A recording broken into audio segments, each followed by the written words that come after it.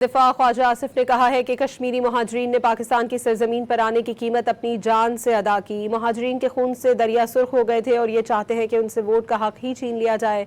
कौमी असम्बली में इज़हार ख्याल करते हुए ख्वाजा आसिफ ने सवाल किया कि इतनी नफरत कहाँ से आ गई, क्या ये नफरत बॉर्डर के दूसरी तरफ से तो नहीं आई।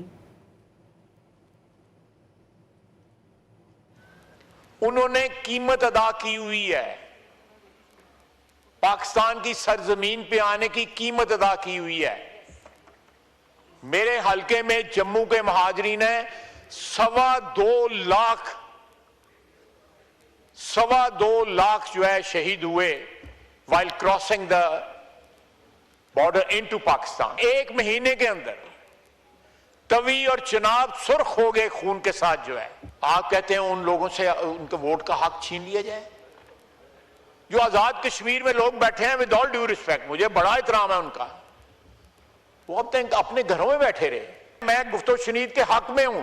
जब आप कानून हाथ में लेंगे, खून बहाएंगे, तो हाउ कैन यू एक्सपेक्ट के स्टेट जो है वो खामोश रहे। इतनी नफरत कहां से आ गई? ये कहीं पार तो नहीं, जो लाइन के पार से तो नहीं नफरत कहीं इंपोर्ट की उन्होंने।